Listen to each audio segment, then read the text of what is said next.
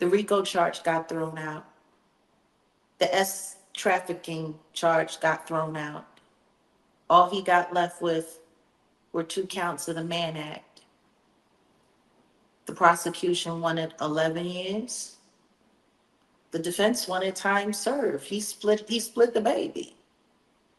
He cut it right down the middle.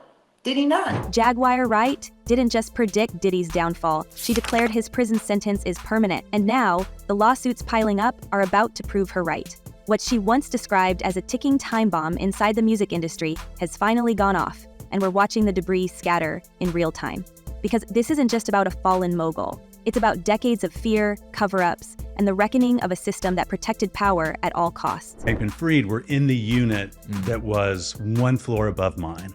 So in terms of like the setting, it's a fairly decent chance that the room I'm describing is similar to where Diddy is. Yeah. Right now, Sean Diddy Combs is locked inside the 4 North unit of MDC Brooklyn, a dormitory-style unit that his own lawyer called disgusting. We're talking twin beds with no pillows, wake-ups at 6 a.m. for head counts, communal showers with thin curtains, and food so foul, inmates reportedly hoard white bread to avoid what they can't see in the powdered potatoes. Combs, who used to fly private to 4 homes in 3 cities, now eats peanut butter and jelly on holidays, and spends his days arguing for access to a laptop with no internet. He's already been inside for nearly a year, and with the charges still escalating, no one's expecting him to come out. Not soon. Maybe not ever. It's disgusting. Honestly, I've been grieving for the world. Because the whole world is For people to have the attitude that they have right now about the stuff that's going on, the stuff that they're seeing. But this story didn't start with a courtroom. It started in the shadows, long before the raids, long before the federal indictment. Back in 2022, Jaguar Wright sat down for a scorched earth interview and called Combs a victim-making machine. At the time, it was dismissed by many as fringe noise from a former neo-soul singer with a grudge. But listen again, she said she attended the parties. She said she watched how it worked. According to her, Combs orchestrated what she described as freak-offs, intimate gatherings where people were sedated and used, and sometimes filmed without consent. She asked a brutal question: who is going to help them? What HR department do you know that has worked for any of these labels? And now, it's not just a rhetorical question, it's a legal one. And don't get me wrong, I'm not gonna sit up there and judge anybody and what they want to do for their parent or their financial provider. Because I'm sorry, do any of those children have a means for earning a living outside of the Combs enterprise? I don't think. Because when federal agents raided Combs' homes in March 2025, what they found was disturbing not just for its quantity, but for what it implied. Over 1,000 bottles of lubricant, baby oil, and paraphernalia the prosecution bluntly referred to as freak-off supplies. It wasn't evidence of a crime in itself, but it built a portrait, one of scale, one of routine, and more importantly, one of preparation. But the real story isn't what they found, it's what they didn't find until the trial. Enter Cassie Ventura. She had stayed silent for a decade. Then, in November 2023, she filed a lawsuit. It was settled in 24 hours. But the court didn't stop there. By the time she testified in May 2025, the floodgates had opened. Ventura told the jury about 4-day marathons, disorientation, dehydration, and waking up not knowing who had been in the room. She described it as a job, not a relationship, and she said she was filmed, not once, dozens of times. According to her, these weren't private recordings, they were blackmail. Insurance, something she says he used to keep her close and quiet. It's funny how things change, rearrange. I come from that time. I come from that era. I grew up in that time. I grew up in that era. And I'm telling you right now, there's a lot of guys that did a lot of things, got away with a lot of stuff. I've discussed some of it with you people. This is where the Mann Act charges came in. The law's old, 1910. But the implications are modern. Combs was convicted of transporting women across state lines for illegal intimate encounters. That's a federal offense, not just sleazy behavior, felony behavior. The judge was clear. You had the money and the power to keep it going, he said, and the court agreed. 4 years in prison, 50 months, a $500,000 fine. And that's just the beginning, because what happened in court didn't stop at the verdict. Midway through the trial, something no one expected happened. Combs' legal team walked. Not just one lawyer, the whole team. No statement, no press conference, just an empty table. something made them quit. And it wasn't just the evidence. Tick tock, the clock is ticking on Diddy because on Friday he finds out what his sentence is going to be. But today, he found out what prosecutors would like that sentence to be, and it is vastly different from what his attorneys have suggested to the judge. Prosecutors want him to do 11 years, just over 11. Insiders close to the case say there were rumors, whispers of tapes, recordings that allegedly captured more than just Ventura, industry names, executives, associates, people who thought they were untouchable, people who now have everything to lose. The prosecution hasn't confirmed their existence. The defense tried to suppress any mention, but people who've worked around bad boy records for years say Combs was obsessive about documentation. They say he recorded everything, conversations, encounters, confessions. Just in case, one former associate told reporters anonymously, he always said, "I got something on everybody." It gets darker, because according to sealed filings recently cited in leaked court summaries, a portion of those alleged recordings were backed up off-site, digitally, under aliases. The government hasn't confirmed this, but it would explain why Combs, even behind bars, seemed calm during the early days of his incarceration. Until he wasn't. Multiple sources claim that in February 2025, Combs allegedly tried to use his commissary access to coordinate a transfer of property rights, possibly intellectual, possibly digital. And that's when the three-way call started. Prosecutors accused him of paying other inmates for extra phone time, trying to coordinate messages to outside associates not on his approved list. His legal team denied it, but the restrictions got tighter, his demeanor shifted, and then the lawyers bailed. Continued to engage in all these freak-offs with him, and he sounds really pissed off. Hey, I really don't know what's going on with you, but I just want to just give you a heads up that I'm about to really disappear on you. You feel me? I'm not going to be playing these games with you at all, at all. So I don't know, you think you silent treating me, and you think I'm going to be, nah. You'll have a rude awakening. Meanwhile, a growing list of victims has reportedly started cooperating with federal investigators. Some of them had previously signed NDAs, some had taken settlement money. But something has changed. One former bodyguard, speaking under a confidentiality agreement, told a media outlet they're not afraid of him anymore. They don't believe he's getting out. And that shift, fear turning into testimony, has shaken the industry. Because now the lawsuits are stacking up. Civil filings in Miami, New York, even Atlanta. Some target Combs directly, others name entities, record labels, management firms, even hotel chains. And behind every new name is the same question. Who knew and who helped it happen? At the same time, rumors are swirling about surveillance footage from his LA mansion, the same property his son, King Combs, was seen pacing outside in March, hours after federal agents raided the estate. He was wearing sweatpants printed with the Illuminati logo. Now, that could mean nothing, or it could mean exactly what conspiracy theorists have said for years. That power in this industry is not just about talent, it's about allegiance to what no one can say out loud. Not yet. Up cars. Yeah. Is he this gangster that behind the scenes that is that him? Or is that people Shout running? out to Wendy Williams. But the internet noticed. King Combs' fashion choice was picked apart by analysts who track symbolism in celebrity behavior. And when you combine that with rumors about high-ranking names allegedly seen in those freak-off videos, allegedly on the guest lists, allegedly protected for years, the speculation writes itself. Especially now that Jay-Z is quietly scrubbing old tweets and Beyoncé's comment sections are flooded with references to the scandal. Neither of them has been charged, neither has spoken publicly. But their connection to Combs, personal, professional, historical, is undeniable. This is why the industry is nervous. Because if Diddy's victims are finally breaking their silence, the question isn't just about his guilt. It's about who else is on those tapes. Jaguar Wright didn't just accuse Diddy. She said everyone in the industry knew, and now the whispers are getting louder. She warned us in 2022 that Combs wasn't acting alone. She didn't hesitate. Anybody who thinks he's not going to talk is crazy, she said. And that sentence is aging like prophecy, because if the prosecutors didn't have the full picture yet, Combs did. Wright claimed he collected evidence on his accomplices for years, secret footage, recordings, names, not out of paranoia, out of strategy. It was insurance, and now that he's been sentenced, that insurance may be going up for sale. And that brings us back to the timing. March 25th, 2025, federal agents hit Combs' mansions in Miami and LA simultaneously. Within hours, his son King Combs was spotted outside the LA property, pacing the driveway, not in silence, but in symbolism. He wore sweatpants bearing the Illuminati triangle, not subtle, and not ignored. That clip went viral in under an hour, and the comment sections lit up. Some said it was a warning, others said it was a flex, but insiders say it was a message, and they're not saying it lightly, because for those who've worked behind the velvet curtain, the symbol isn't just branding, it's a badge of alignment. especially when it shows up in a moment like that. I mean, let's just be real for a second.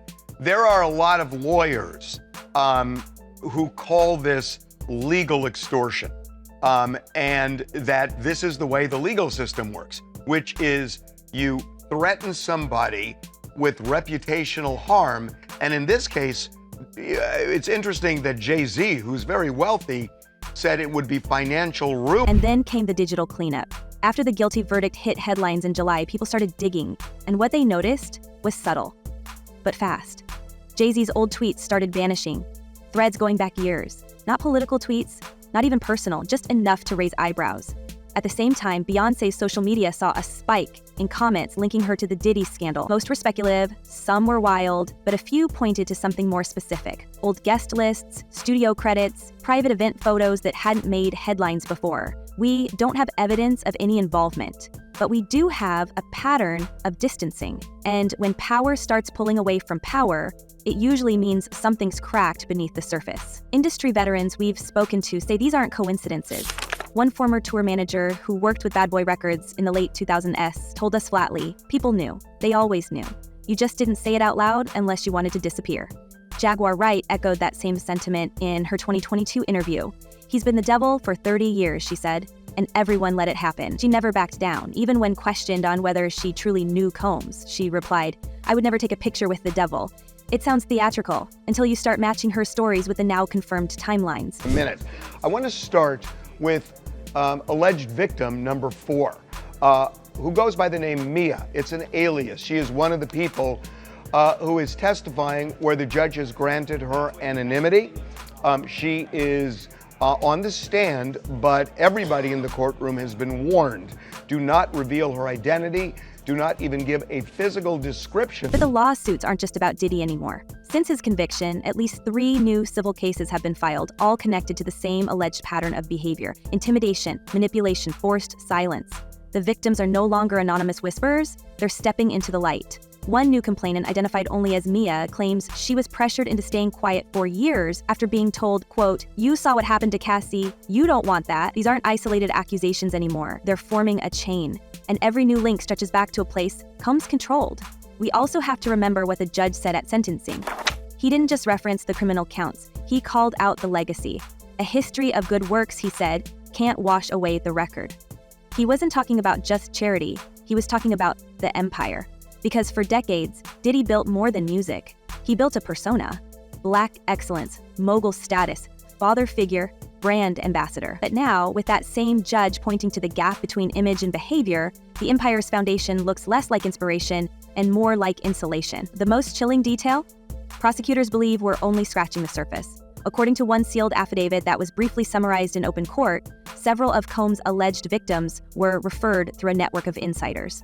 The court didn't elaborate, but a source familiar with the case says those insiders weren't low-level employees, they were producers, promoters, people with access, which means if that network is real, it's still out there and it's probably nervous. So maybe the judge is going to give him more than time served. But we should say that the maximum he could get is 20 years. And that's what I want to get into for a minute, because this is some racist you-know-what, this Mann Act. We're also seeing something that only happens when the power structure gets scared: reputational exits. In the last 2 months, several executives with ties to Combs' past projects have quietly resigned from roles in LA and New York. No statements, no press, just sudden LinkedIn updates and shuffled board appointments. Some of these people hadn't worked with him in over a decade. But the timing isn't lost on anyone. One industry analyst put it bluntly: they're erasing proximity, because when this gets bigger, no one wants to be within 6 degrees of it. And let's talk about that phrase, when this gets bigger, because it's not a question of if. Federal investigators haven't closed their books. In fact, they've expanded their review of financial records tied to Combs' label from 2016 through 2022. The focus, reportedly, is on travel expenses and payments to private contractors. Why does that matter? Because that's how you trace complicity. Private jets, last-minute hotel bookings, sudden transfers of large sums to unnamed consultants. If those threads start connecting, the fallout could spread far beyond Bad Boy Records. It could hit entire labels, distributors, maybe even corporate sponsors who looked the other way. Interestingly, we haven't seen the indictments yet. There's been some time lag. I suppose it will take some time to go through all the forensic, evidence. And this brings us to the real tension point. If Diddy's empire is crumbling, the real scandal is who's still standing and what they're hiding. Because we know this industry doesn't exist in a vacuum. People share lawyers, publicists, crisis managers. If even a fraction of the rumors are true, then the freak-offs weren't just secrets. They were protected assets, things people let happen to keep the checks coming. And if those protections start failing, then what comes next isn't just exposure, it's collapse. In court, Sean Combs delivered what many observers called a strikingly emotional apology. He appeared visibly thinner, aged by his months in custody, and at times buried his face in his hands as his children pleaded for leniency. He called his actions shameful and sick and begged for mercy with trembling voice. But not everyone in that courtroom was convinced. The judge made it clear that remorse, especially when it arrives after conviction, doesn't erase what came before. You abused them, physically, emotionally, and psychologically, he said, rejecting the narrative that prison had transformed Combs into a new man. That disconnect between performance and accountability became a flashpoint throughout sentencing. The prosecution didn't just highlight the damage done, they underlined the pattern. They pointed to the calculated nature of his behavior, the structure behind the silence, and the way power was used not to heal but to harm. Their closing statement framed him as a manipulator with decades of practice. And the most chilling line came when they argued that Combs poses a danger at any age, cutting through the idea that time and age would dull his reach or impact. So we just got this new audio from the Diddy trial, and it is pretty explosive. This is audio of a voicemail that Diddy left to the Jane Doe who's been testifying in this trial for the last couple days. And he sounds really annoyed. He's talking about her maybe giving him the silent treatment, and his response is, I got a busy life, I can't be dealing with your silent treatment, and we gotta keep it. Behind the scenes, sources familiar with the case say Combs' real fear isn't the sentence. It's the silence breaking around him. These insiders claim he's terrified not of the four walls around him, but of the people outside who still haven't told their stories. The victims who stayed quiet, the employees who signed agreements, the friends who filmed but never spoke. Because if those tapes really do exist, then this trial wasn't the end. It was the beginning, and the next case might not have his name at the top, it might have his fingerprints in the background. There's also a darker question looming under all of this. Is someone trying to silence the story before it finishes unfolding? In early August, a small independent documentary team working on a project about survivor testimony reportedly had their hard drives stolen from a storage unit in Queens. No break-in signs, no other units touched, just theirs. The footage was never recovered. That story didn't make national headlines, but within survivor networks and legal circles, it raised red flags because the timing again was too clean. And in a case where blackmail tapes allegedly exist and reputations are on the line, missing footage feels less like coincidence and more like control. But I mean, I guess if somebody throws you a couple of $1 million and your life is all busted and washed, allegedly, hey, gotta pay the bills somehow. And yet, the silence is slowly cracking. Survivors are speaking, staffers are flipping, even some former collaborators are now reevaluating their involvement. Behind the scenes, lawyers are bracing for subpoenas, record labels are hiring outside investigators, not to fix the mess, but to map it before someone else does. That's how corporate self-preservation works. You investigate yourself before the FBI does it for you. So where does this all end? Maybe it doesn't. Maybe this is the first domino in a long line of names, brands, and companies who've built themselves on silence and loyalty. Maybe this is where the power structure eats itself. But one thing is clear, Sean Combs isn't the only story. He might just be the first one that's stuck. Because when the music stops, the last ones left holding the secrets won't be the ones in prison. And now we have to ask, who's next to fall? And who's been quietly rewriting their past before the spotlight finds them? Drop your thoughts in the comments below. What name do you think is coming up next? Stay sharp, stay curious, and we'll see you before they try to bury the next headline.